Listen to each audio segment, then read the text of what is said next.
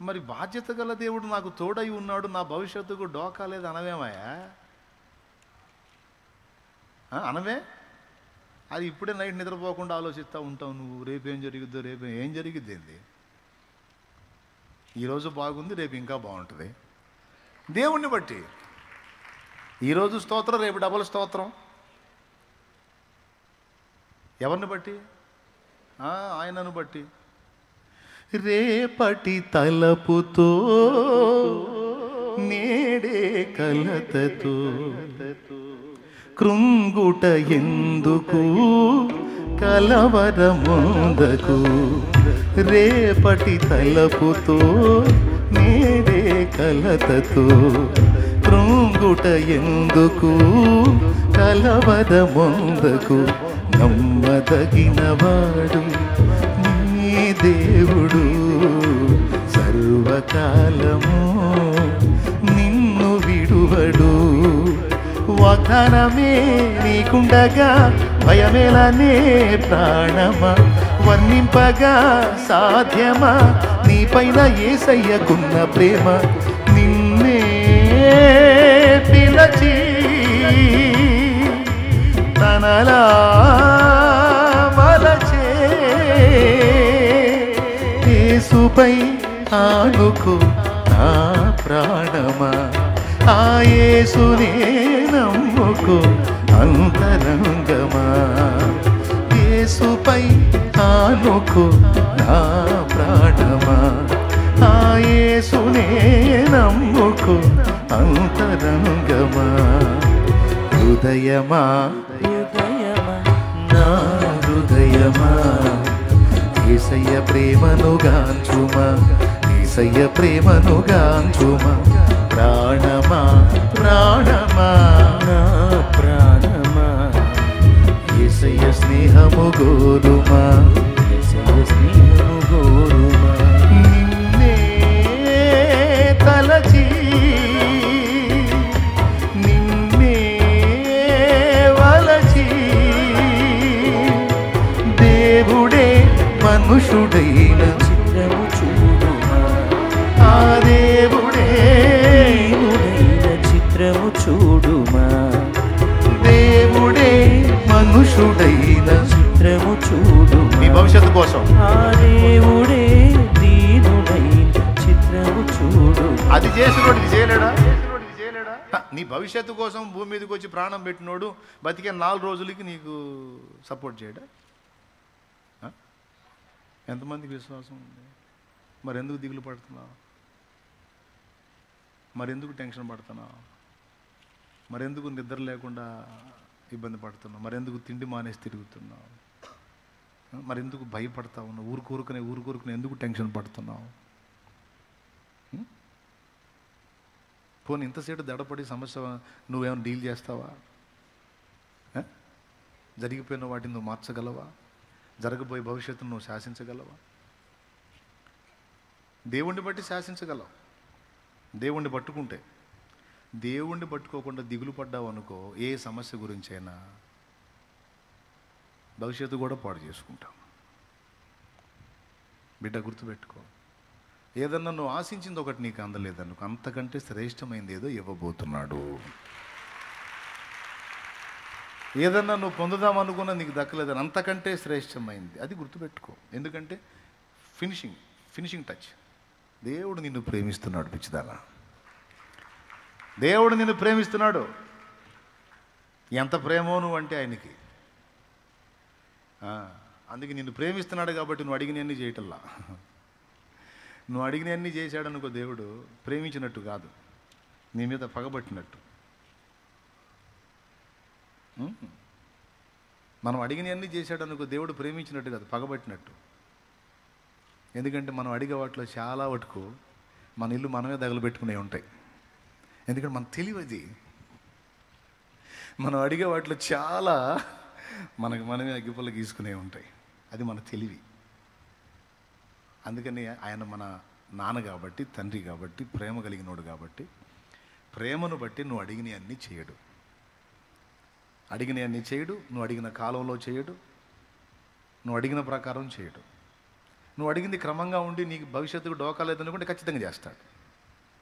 నువ్వు అడిగింది మంచిదైతే, నీకు యోగ్యమైనదైతే ఖచ్చితంగా చేస్తాడు. నువ్వు అడిగిన టైంలో కూడా చేస్తాడు. లేదు, దేవుడు నీకేదో గొప్పగా చేద్దాం అనుకుంటే నువ్వేదో అంజూరు పాకుల్లాగా తిప్పలు పడితే నవ్వుకుంటాడు. మన తెలివంతా అంజూరు పాకులే. అంజూరు పాకులా అదేంది అనే ప్రశ్న వచ్చింది కదా. వచ్చింది. ఆదాము హవ్వలు వద్దన్న పండు తిన్నప్పుడు వాళ్ళ జ్ఞానం వచ్చింది. ఆ వచ్చిన జ్ఞానం ఎంత గొప్ప జ్ఞానం అంటే, సిగ్గు కప్పుకోవటం అనేది తెలిసింది కానీ ఏం పెట్టి కప్పుకోవాలో తెలియలే. అంజూరు పాకులు తీసుకొని వాటిని చుట్టుకున్నారు. ఆకులు ఎన్ని రోజులు ఉంటాయండి? ఆకులు ఎన్ని రోజులు ఉంటాయి అంటే, మానవుడికి జ్ఞానం వచ్చింది కానీ అది అల్పమైన జ్ఞానం. అర్థమైందా? ఏది బెస్ట్? దేవుడు వేసాడు చూడండి. ఒక్క దెబ్బకి 2 పిట్టలు అంటారు కదా. అట్లాగా ఒక పశువుని బలిచ్చి వారి పాపాలకు ప్రాయశ్చిత్తం చేశాడు. ఓకేనా? ఒక పశువుని బలిచ్చి వారి పాపాలకు ప్రాయశ్చిత్తం చేసి వాళ్ళ మీదకి రావాల్సిన మరణాన్ని పశువు మీదకి రప్పించాడు. దీనికి క్రీస్తు మన పాపాల కోసం బలయ్యేదానికి ముంగుర్తుగా, సాదృశ్యంగా స్టార్టింగ్లోనే చూపించాడు. ఏమన్నా అర్థమైందా? వీళ్ళకు బదులు ఒక పశువు, అలా మనకు బదులు దేవుడు తానే బలయ్యేటువంటి ఘట్టం ముంగుర్తుగా అక్కడ చూపించాడు. వాళ్ళ పాపాలకు ప్రాయశ్చిత్తం దాని మరణంలో చూపించాడు. దాని చర్మాన్నే తీసుకొని వాళ్ళ దేహాలకి కచ్చడాలుగా చేశాడు. చర్మపు చొక్కాయిలు తెలుసా మీకు? వాటి వల్ల ప్రయోజనం 3 కాలాలు క్షేమం. చలికాలం నువ్వు చర్మపు చొక్కాయలు వేసుకుంటే వెచ్చగా ఉంటుంది. వేసవి కాలంలో నువ్వు చర్మపు చొక్కాయలు వేసుకుంటే చలవ. వర్షాకాలంలో వేసుకుంటే తడవవు. చూసావా? మనోళ్ళు ఏం చేశారు? దేవుడు ఏదో చేద్దాం అనుకుంటాడు, మనం ఏదో అడుగుతాం. ఆయన అంటాడు, ఏం మనిషిరా, నేను ఎక్కడో ఉంచుదాం అనుకుంటాను, నువ్వేందిరే అంత ప్లాట్ఫారం ఎవరని చెబుతావు అంటాడు. ఏమన్నా అర్థమైందా? కాబట్టి దేవుడు నీకు ఒకటి చేయలేదు, నీకు ఒకటి ఇవ్వలేదు, ఒకటి కార్యం జరగలేదు అంటే, నిన్ను ప్రేమించే దేవుడు నీకు ఎందుకు అందనిలా? నిన్ను ప్రేమించే దేవుడు ఆ పరిస్థితిని నీకు ఎందుకు అనుమతించాడు? దాని వెనక నీకు ఇంకా శ్రేష్టమైనది దాచిపెట్టాడు. అర్థమై కొడుతున్నావా లేకపోతే నేను ముగించానని కొడుతున్నావా? అర్థమైతే గట్టి కొడు మరే. హల్లెలూయా. లైవ్లో ఉన్నవాళ్ళు, జూమ్లో ఉన్నవాళ్ళు కూడా చెప్పండి, దేవుడు నీకు ఇంకా శ్రేష్టమైన దాన్ని దాచి ఉంచుతాడు. నీ పిల్లలకు కూడా చెప్పు, వాళ్ళు ఏడుస్తూ ఉంటారు, కృంగిపోతూ ఉంటారు, నేను ఇది అనుకున్నాను మమ్మీ, నాకు ఇది కాలేదు, డాడీ నాకు ఇది కాలేదు. అరే ఎవడను, ఇంకా శ్రేష్టమైనవి, ఇంకా శ్రేష్టమైనవి. యెషయా అనుకున్నాడు, ఆ మందను కాసుకొని బతికితే చాలాడు, ఆ చిన్న మందను కాసుకొని బతికితే, రే వాడు యుద్ధానికి కూడా పనికి రాయి, నువ్వు గొర్రెలకు పోరా, గొర్రెలకు పో, ఆ మందను కాసుకొని బతికితే చాలు అనుకున్నాడు. కానీ ఇశ్రాయేలు సమూహం అంతా, ఇశ్రాయేలు మందంతటిని కాయటానికి దేవుడు ఏర్పరచుకున్న పాత్ర దావీదని యెషయాకి తెలియదు. ఆ చిన్న మందను కాసుకుంటాడు, బతికిపోతాడు, ఈ జీవితం చాలా ఆడికి అనుకున్నాడు. అందుకే మిగిలిన కొడుకులందరినీ తీసుకొచ్చాడు. అసలు ఎలా, నీ కొడుకులు ఎంతమందేనా, ఇంకెవరన్నా ఉన్నారా అని సమూయేలు అడిగితే, ఇంకా నువ్వు కడసారి వాడు ఉన్నాడు. మరి మొత్తానికి తెమ్మన్నాగా, వాడు చిన్నోళ్ళు 2 గొర్రెలు కాసుకున్నాడు, వాడికి అయ్యే ఎక్కువ. పిల్లవాయా, దావీదు అల్లంత దూరంలో ఉండి, అదిగో నేను ఏర్పరచుకున్నవాడు వస్తున్నాడు, ఓ తైలం పోయిపోమన్నాడు దేవుడు. అరే నీ బిడ్డ ఇలాగుంటే చాలని నువ్వు అనుకుంటావు, నీ బిడ్డకి మంచి భవిష్యత్తును దేవుడు డిజైన్ చేసి పెట్టాడు, ఇంకా బెటర్ లైఫ్. నువ్వు అనుకుంటా వాడు ఇలా బతికితే చాలు, నువ్వు అనుకుంటా వాడు అలా బతికితే చాలు, దేవుడా వాడికి ఈ మాత్రమే చాలు, వాడికి ఆ మాత్రమే అని నువ్వు అంటావు. నీకంటే ప్రేమ గలవాడు, వాని సృష్టి వెనుక నీ హస్తం కాదు ఆయన హస్తం ఉంది. ఇంకా బెటర్గా వాని ఎడల ప్రణాళిక దేవుడు నెరవేరుస్తాడు, ఆమె ఎడల ప్రణాళిక దేవుడు నెరవేరుస్తాడు. మీరు చెప్పండి, యోసేపు వాళ్ళ అమ్మని మనం కూర్చోబెడితే, ఒకవేళ రాహేలు బతికుంటే ఏమని ప్రార్థన చేసేది? మా అబ్బాయి పొరపాటును కూడా ఐగుప్తు పోగొట్టు తండ్రి, వాడు ఇక్కడే ఉండాలి ప్రభా, వాళ్ళ అమ్మతో పాటు గొర్రెలే కాసుకోవాలి తండ్రి. ప్రభా స్తోత్రం నాయన, ఎప్పుడు మావాడు గొర్రెలు గాయాలి, గొర్రెలు గాయాలి, గొర్రెలు గాయాలి, బర్రెలు గాయాలి, బర్రెలు గాయాలి, గొర్రెలు గాయాలి ప్రార్థన చేసేది. ఎందుకంటే వాళ్ళు వృత్తి అదే కాబట్టి. చేసిద్దా చేయదా? లేకపోతే మావాడు రాజు అవ్వాలని చేసిందా? ఏ దేశానికి రాజు అవుతాడు? అసలు రాజ్యం ఏదో వాళ్ళకి ఏమని చేసేది? ఇప్పుడు నువ్వు చేసినట్టే చేసేది. నువ్వేదో గొర్రెలో బర్రెలో దేవుడు ఆడతావు మీ వాడికి. ప్రభా మా వాడికి అది రావాలి, మా వాడికి ఇది కావాలి, మా అమ్మాయికి అది కావాలి, మా అమ్మాయికి ఇది కావాలి. ఏ గొర్రెలో బర్రెలో ఫిక్స్ అయిపోవాలని నువ్వు అనుకుంటావు. స్థిరపరచమని అడుగుతావు. దేవుడు మౌనంగా ఉంటాడు. ఎందుకంటే దేవుడు యోసేపు చేత గొర్రెలు బర్రెలు కాపించాలని కాదు, యోసేపుని లక్షల మందికి రక్షకుడుగా నిర్ణయించాడు దేవుడు. ప్లాన్ అండి. యోసేపుని లక్షలాది మందికి రక్షకుడుగా నియమించాడండి. తన జనాంగం మొత్తానికి ఆధారం చేశాడండి. యోసేపుని గొర్రెలు కాసేవాడుగా కాదు, ఒక సింహాసనం ఎక్కి పరిపాలించి ఫరోకే ఫరో అయ్యేంత స్టేటస్లోకి యోసేపుని డిజైన్ చేశాడండి దేవుడు. ఇంత ప్లాన్ వాళ్ళ అమ్మకేం తెలుసు, యాకోబుకేం తెలుసు అండి?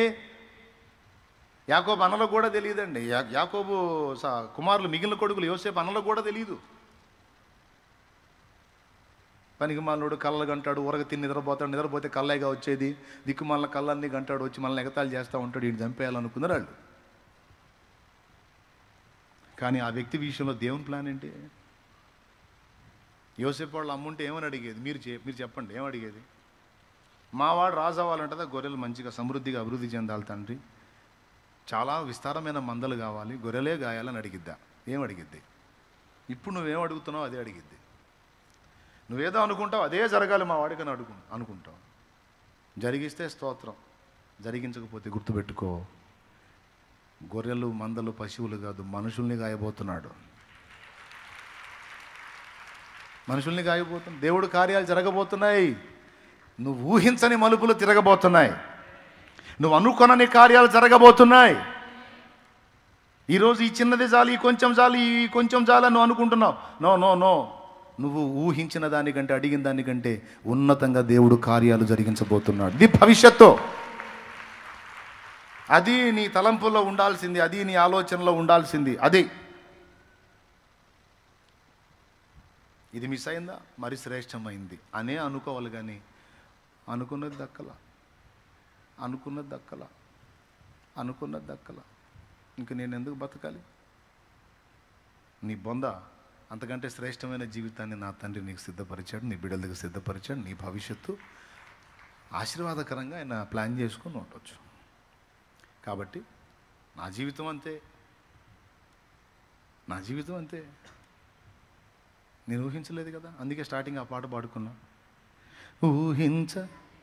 మరి పాడే కదా, ఇంకొద్దులే, టైం అయిపోయింది కదా, ప్రార్థన చేస్తాను.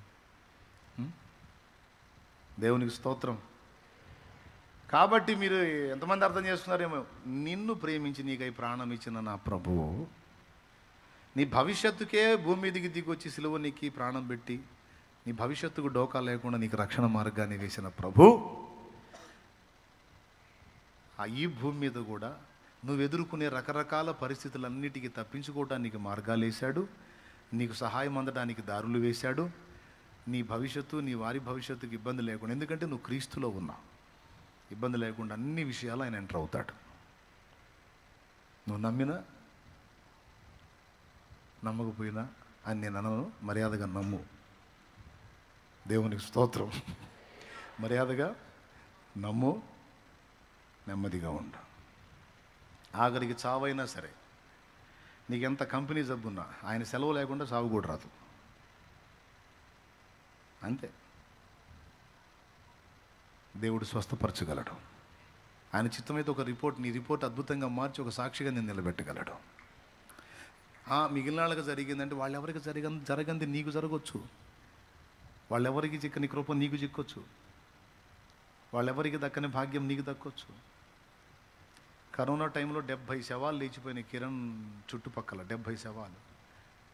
డాక్టర్ గారు అన్నాడు, డాక్టర్ సుబ్రహ్మణ్యం గారు, దేవుని బిడ్డ, ప్రార్థనాపరుడు, కిరణ్ అన్న దగ్గరికి వెళ్ళి చెప్పాడు, కిరణ్ అన్న, వాళ్ళెవ్వరికి లేనిది నీకుంది, దేవుని కృప, నీకేం కాదన్న ధైర్యంగా ఉంటా, నీకు ఇస్తాడు. ఇదే అనుకో, వాళ్ళకు లేనిది నాకుంది దేవుని కృప. వాళ్ళ జీవితంలో జరిగిందా, వీళ్ళ జీవితంలో జరిగిందా, ఏమో నీ జీవితం నుంచి ఒక అద్భుతం మొదలుపెట్టి దేవుడు తన కార్యం జరిగించుకోవచ్చు. దానికి నువ్వే కేంద్ర బిందువు కావచ్చు. ఓకే, కాబట్టి ఎందుకు నిరాశపడాలి? సైతాను గాడికి ఎందుకు? మనం కదిలితే వాడిని పిలుస్తూ ఉంటాం దరిద్రుడిని. అది పెద్ద పాత చుట్టంలాగా. వాడు చుట్టం కాదు, వాడు చుట్ట. సాధ్యమైనంత ఎడంగా ఉంచాలి వాడిని, దరిద్రుడిని. గబ్బెదవా వాడు చుట్టం కాదు, చుట్టవాడు.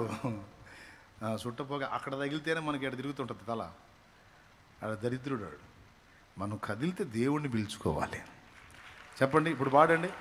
కాపాడినావు ఇంతకాలము, కాపాడెదవు ఇక ముందు కాలము. కాపాడినావు ఇంతకాలము, కాపాడెదవు ఇక ముందు కాలము. నిన్ను మరువనయ్య నా జీవితాంతము, నిన్ను మరువనయ్య నా జీవితాంతము. అమరం అతి మధురం నీ దివ్య స్నేహము, అమరం అతి మధురం నీ దివ్య స్నేహము. నిన్ను మరువనయ్య నా జీవితాంతము, నిన్ను మరువనయ్య నా జీవితాంతము. నీకే నీకే నా బ్రతుకు సొంతము, నీకే నీకే నా బ్రతుకు సొంతము. అందుకొను దేవా ఆరాధన, నా దీన స్తుతి నివేదన. అందుకొను దేవా ఆరాధన. హల్లెలూయా. కొంతమంది జీవితాలు ఎలా ఉంటాయంటే, ఈజిప్షియన్ పిరమిడ్స్ మీకు తెలుసా? ఈజిప్షియన్ పిరమిడ్స్, ఐగుప్తు పిరమిడ్లు అండి, ప్రపంచ వింతల్లో ఒకటి. రైట్. ఈజిప్షియన్ పిరమిడ్స్తో పాటు ఈజిప్ట్ వాళ్ళు చేసిన శవాలు కూడా మీకు తెలుసు కదా, మమ్మీలు. మమ్మీలు ఒక సమయంలో ఏం జరిగిందంటే, ఒక రాజు కొడుకు అటు బాల్యంలోనే చచ్చిపోతాడు. అటు బాల్యంలో చచ్చిపోతే వాళ్ళు ఏం చేస్తారంటే, ఒక పెద్ద ఏరియాని సిద్ధపరచుకుంటారు ఈ శవాన్ని పెట్టడానికి. మామూలుగా 6 అడుగులు గుంట తీసి గుంటలో పెట్టడం కాదు, మనం చేస్తాం ఆ పని. వాళ్ళు అట్ట కాదు. రాజులు చనిపోతే, ధనవంతులు చనిపోతే ఆ డెడ్ బాడీని వాళ్ళు చెడిపోకుండా దాన్ని సిద్ధపరచడానికి రోజులు తీసుకుంటారు. రకరకాల లేపనాలు పూస్తారు ఆ బాడీకి. అయి పూసి అప్పుడు 5000 సంవత్సరాల క్రితం పెట్టిన ఆ బాడీస్ ఇప్పటికంతే ఉన్నాయి. ఐగుప్తు మమ్మీలు, ఈజిప్ట్ మమ్మీలు. అర్థమైందా? ఆ బాక్స్ మూత ఓపెన్ చేస్తే డెడ్ బాడీలు అంతే ఉంటాయి. అప్పుడెప్పుడో భూస్థాపన చేసినాయి. ఆ భూస్థాపన అంటే భూమిలో పెట్టినవి కాదు, ఆ బాక్సుల్లో పెట్టి భద్రపరుస్తారు. వాళ్ళు వాటికి లేపనాలు పూస్తారు. ఐగుప్తులో యాకోబు చనిపోయినప్పుడు, యోసేపు తండ్రి అయిన యాకోబు చనిపోయినప్పుడు కూడా ఆయన్ని చాలా రోజులు సుగంధాలతో సిద్ధపరిచారట, ఆ బాడీ ఖరాబ్ కాకుండా. అలాగా ఈ యువరాజు చనిపోయినప్పుడు ఎందుకు వాళ్ళు అలా చేస్తారంటే, అలా బాడీని లేపనాలు పూసి సిద్ధం చేసి, ఇది ఒక్కటేనండి నేను ప్రార్థన చేస్తా, మనసు పెట్టినండి, అది అట్లా, అది అప్పటి బాడీస్ అయి అట్లా వాటికి అన్ని రకరకాల పూసి బాడీ ఖరాబ్ కాకుండా అది బాక్సులో పెడతారు. పెట్టి ఏం చేస్తారంటే, ఆ బాక్స్ని ఒక ఏరియాలో పెట్టి అదంతా ఓపెన్ పెట్టేసి, ఆ ఓపెన్లో బంగారు, వెండి వస్తువులు, రకరకాలు అక్కడ విలువైన సంపద అంతా తెచ్చి అందులో పెడతారు. వాళ్ళ విశ్వాసం ఏంటంటే, వాళ్ళు లెగుస్తాడు, లేచినప్పుడు ఇవన్నీ అడిగి ఉపయోగపడతాయని. మన వాళ్ళు తాగుబోతుళ్ళు సీసా పెట్టినట్టు తెలుసా మీకు? తాగుబోతుళ్ళది భలే సందడి ఉంటుంది చచ్చిపోయిన దగ్గర. వాళ్ళతో పాటు ఆడు తాగి చచ్చిపోయాడు. నాకు ఇట్లాంటి కేసులు చాలా తగిలినాయి. అప్పుడు సమాధి కార్యక్రమానికి వెళ్ళేవాడినిగా, అప్పుడప్పుడు డింకు మాస్టర్ కూడా తగిలేవారు. తాగి చివరాఖరిలో మారు మనసు పొంది బాప్తీసం పొంది ఇక అంతా వదిలేసుకొని దేవుణ్ణి నమ్ముకొని బాప్తీసం పొంది ప్రభు పిలుపుని బట్టి చచ్చిపోతాడు అనుకో, ఆ సమాజ కార్యక్రమానికి మేము పోతే వీళ్ళు వస్తారు మందుబాబులు వచ్చి వాళ్ళ డైలాగులు ఉంటాయి. రే లేరా, రే ఇదిగో క్వార్టర్ ఫుల్ లేరా లేరా అని లేపుతున్నాడు. లేవడు పొరపాటున వాడు లేగిస్తే ఇది తాగిందంతా దిగిద్ది. సరే అది వేరే సంగతి. చచ్చిపోయి ఆ సమాధికి వెళ్ళేటప్పుడు గుంట తీసి ఈ బాడీని అందులో పెట్టేటప్పుడు వాడు అంటాడు, రే తెచ్చావా తెచ్చావా, తెచ్చారా, పెట్టురా, తలాపును పెట్టు, ఈ పక్క ఒకటి పెట్టా, ఎందుకంటే మధ్యలో వాళ్ళు లేచి ఎప్పుడన్నా తాగాలనిపించినప్పుడు తాగుతాడని. దానివల్లే చచ్చిపోయింది. అర్థమైందా? 70-80 ఏళ్ళు బతకాల్సినోడు ఇప్పుడు 30-40కి పోయాడు దానివల్లే. అయినా సరే ఆడు మధ్యలో లేచి తాగాలని ఆడి శ్వాసం చూడు. మరి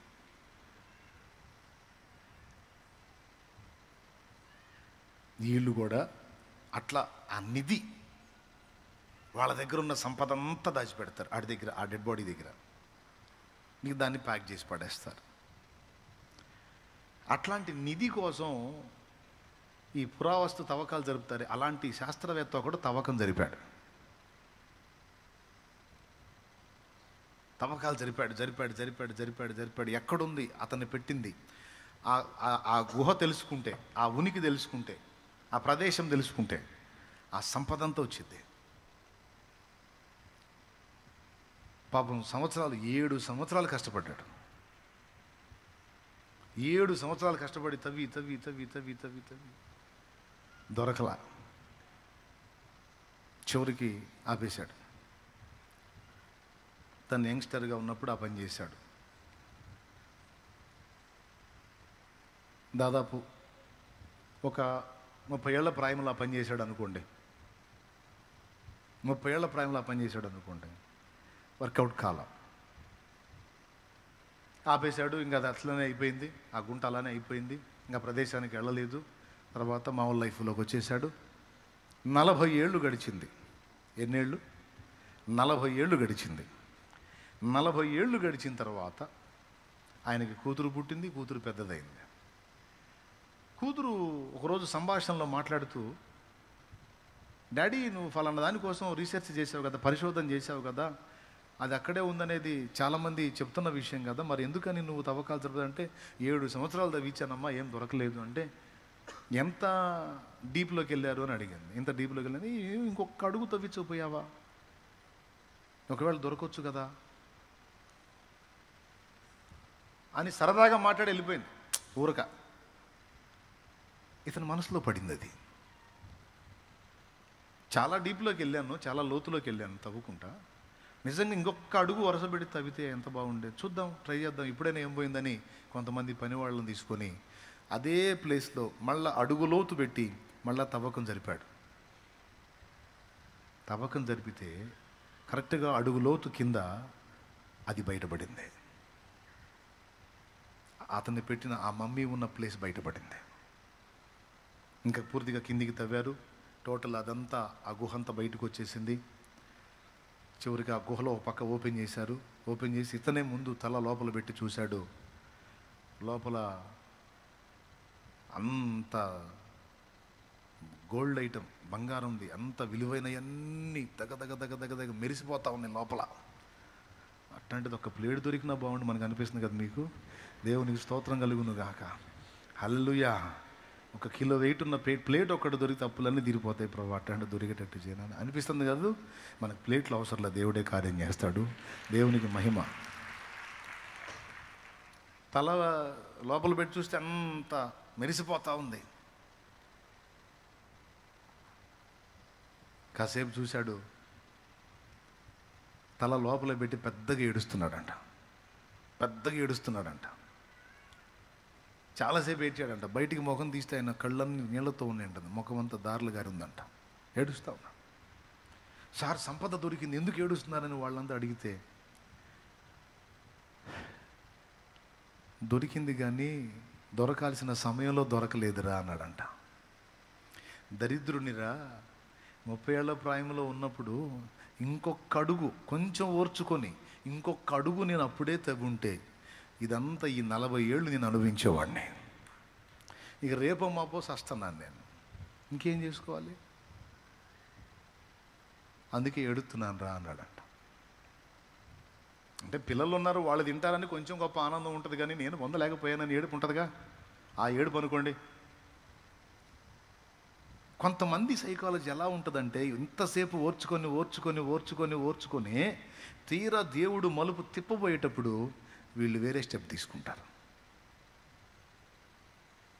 అర్థమైందా?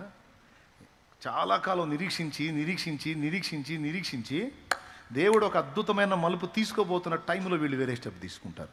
ప్రాణాలు తీసుకోవటమో, లేకపోతే ఇంకొక టైపుకి దిగజారిపోవటమో, ఇంకొక దానికి ఇదైపోవటమో, ఇంకొక తప్పు మార్గానికి వెళ్ళిపోవటమో, ఏదో ఒకటి రాంగ్ స్టెప్ తీసుకుంటారు. నేను ఈ మాట మీకు ఎందుకు చెప్పానంటే, కాలాలు సమయాలు దేవుడు తన స్వాధీనంలో తీసుకొని ఉన్నాడు.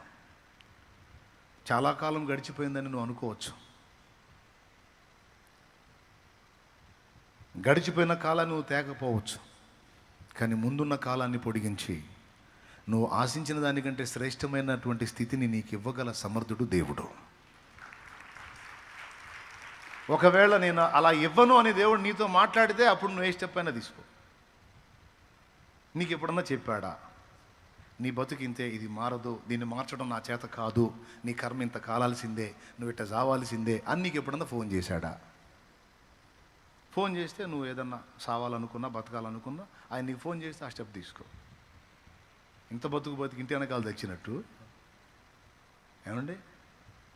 అట్లాంటి పనికిమాలిన పనులు, పనికిమాలిన ఆలోచనలు చేయొద్దు, పనికిమాలిన నిర్ణయాలు చేయొద్దు. తీరా దేవుడు కార్యం చేయబోయేటప్పుడు కొంతమంది దేవుడిని వదిలేసి లోకంలో కలిశారు. తీరా కార్యం చేసి దేవుడు మలుపు తిప్పబోయే టైంలో ప్రాణం తీసుకున్నారు. తీరా దేవుడు కార్యం చేయబోయేటప్పుడు దాన్ని వదిలేసి వెళ్ళిపోయారు. సేవకులు కూడా కొంతమంది అట్లనే తేడా పడ్డారు. అందరికీ చెప్తున్న ప్రేమతో, జాగ్రత్త. దేవుడు ఏ రోజున ఏ మలుపు తిప్పుతాడో నీకు తెలియదు. భక్తులందరూ చేసింది ఏంటంటే, వాళ్ళు ఎదుర్కొంటున్న పరిస్థితుల వైపు కానీ, అభ్యంతరపరుస్తున్న వ్యక్తుల వైపు కానీ చూడకుండా అన్నిటినీ బ్యాలెన్స్ చేసి అన్నిటినీ తమకు అనుకూలంగా మార్చగలిగిన దేవుని వైపు వారు దృష్టి నిలిపారు. ఎటు దృష్టి నిలిపారు? దేవుని వైపు వాళ్ళు దృష్టి నిలిపారు. అందుకే విజేతలుగా నిలబడ్డారు, మనందరికీ సాక్షులుగా పరిగణించబడ్డారు. నీకేమర్థమైంది? నిరాశ నిస్పృహలు ఆవరించినాయా? కృంగిపోయి ఉన్నావా? వదిలే. చెప్పు, నీ భవిష్యత్తు ఎవరి చేతిలో ఉంది? ముందే చూశాడా? రైట్. నీ బిడ్డల భవిష్యత్తు, నీ ఇంటి వారి భవిష్యత్తు ఉందని నీకు నమ్మకం ఉందా? దాన్ని ఏ మలుపైన తిప్పగల సమర్థుడు ఆయన అనే విశ్వాసం ఉందా నీకు? అట్లయితే మోకాళ్ళుని ఆయన వైపే చూడడం. ఆమె దా, మోకాళ్ళ మీదకి రా. దీంతో పాటు గుర్తుపెట్టుకో, లాస్ట్ మాట, మన శత్రువులను కూర్చున్న భవిష్యత్తు కూడా దేవుడు ముందే లిఖించాడు. అర్థమైందా? నాశన పాత్రుడు తప్ప ఎవడు నశించలేదు అన్నాడు యేసయ్య. మనుష్య కుమారుడు తన గురించి రాయబడిన ప్రకారం పోవచ్చున్నాడు, కానీ ఆయన అప్పగించిన వానికి ఎక్కువ శ్రమ కలుగును అనుంది. వాని ఉద్యోగం ఎవరొకడు తీసుకొనును గాక అని యేసును అప్పగించిన యోధాను గురించి కీర్తనలో ప్రవచనం ఉంది. అంటే ఇంకా చాలా సంవత్సరాల తర్వాత యోధా పుడతాడు. యోధా పుట్టకముందే వాడి గతి ఏమైంది అక్కడ ప్రవచనం రాస్తుంది. బిడ్డలారా, శత్రువుల భవిష్యత్తు కూడా దేవుడు ముందే సిద్ధపరిచి ఉంచాడు. మిడిసిపడి వెర్రవీగేటువంటి ప్రతి ఒక్కరి భవిష్యత్తు దేవుడు చూసి నవ్వుకుంటున్నాడు. ఏమండి? రంగు రంగుల లోకపు పొంగులిన్ను చూసి చెంగు చెంగున నీవు పరుగేత నేలనే,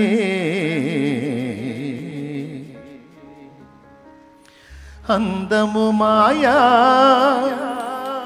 సౌందర్యము వ్యర్థమని త్రాసు మీద ధూళి లాంటి,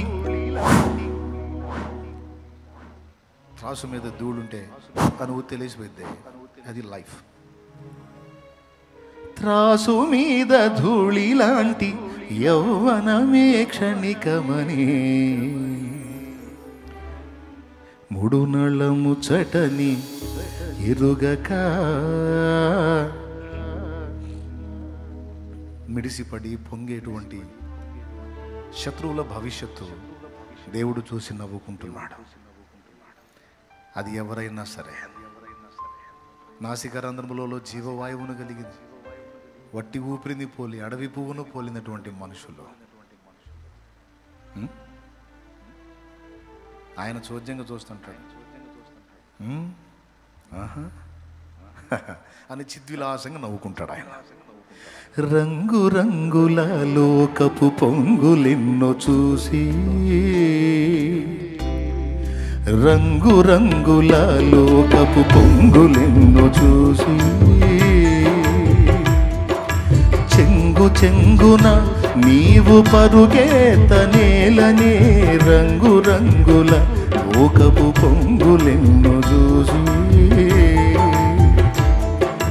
చెంగు చెంగున నీవు పరుగేత నేలనే, అందము మాయా సౌందర్యము వ్యర్థమని, అందము మాయా సౌందర్యము వ్యర్థమని, త్రాసు మీద ధూళి లాంటి యౌవనమే క్షణికమని, త్రాసు మీద ధూళి లాంటి యౌవనమే క్షణికమని, ఉడునళ్ళ ముచ్చటని ఎరుగక ముందు చూపు కొంతైన వేరే లేక, ఉడునళ్ళ ముచ్చటని ఎరుగక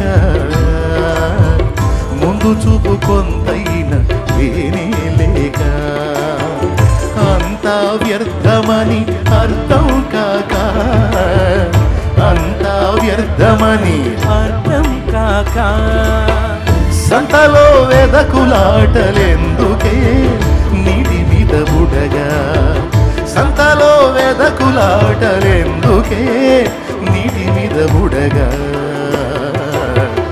ఉడునళ్ళ ముచ్చటని ఎరుగక ముందు చూపు కొంతైన లేనే లేక. Praise the Lord. శత్రువుల భవిష్యత్తు కూడా దేవుడు ముందే చూసేశాడు. సైతాను, దేవదూతలు, పడద్రోయబడిన దూతలు, వారికి లోబడి తమ ఆత్మలను అప్పగించుకున్న దుర్మార్గులు, వారి తీవ్రమైనటువంటి భవిష్యత్తు, అగ్నిగుండంలో వారి యాతన దేవుడు ముందే చూశాడు. దేవుడు చిద్దులాసంగా నవ్వుకుంటున్నాడు. కాబట్టి నిన్ను వేధించువారు, శ్రమ పెట్టువారు, నిన్ను బాధించువారు, అవమానపరచువారందరూ సిగ్గుపడి తలదించుకొని అభావులయ్యేటువంటి దినం వస్తుంది. కాబట్టి ఎవరు ఏ పరిస్థితుల్లో ఉన్నా, ఎలాంటి వేదనామయమైన పరిస్థితుల్లో ఉన్నా, దేన్ని బట్టి కూడా నువ్వు కృంగిపోవడానికి వీల్లేదు. ఎందుకంటే నీ భవిష్యత్తు నా యేసయ్య చేతుల్లో ఉంది. ఓకే, నువ్వు ఎవరిని బట్టి ఇబ్బంది ఎదుర్కొంటున్న వారి భవిష్యత్తు కూడా ఆయన చేతుల్లో ఉంది. వాళ్ళ భవిష్యత్తు వాళ్ళ చేతుల్లో లేదు, వాళ్ళ భవిష్యత్తు కూడా ఆయన చేతుల్లో ఉంది. అర్థమైందా? కాలేదా? కాబట్టి ఎవరి స్థితి ఎలా మారిద్దో తెలియదు కదా. దేవుడే నీ శత్రువుల విషయంలో కూడా జోక్యం చేసుకుంటాడు. నిన్ను వేధించు వారి విషయంలో జోక్యం చేసుకుంటాడు. బాధించు వారి విషయంలో జోక్యం చేసుకుంటాడు. నేను అవమానపరిచిన వారి ఎదుట నీ తలని ఎత్తుతాడు ఆయన. ఎందుకంటే కొంతమంది ఆ విధమైన ఫీలింగ్స్తో ఇబ్బంది పడుతూ ఉంటారు. దాన్ని కూడా లక్ష్య పెట్టద్దు. అర్థమైందా? ధైర్యంగా దేవుళ్ళో ముందుకు సాగు. జయము నీదే.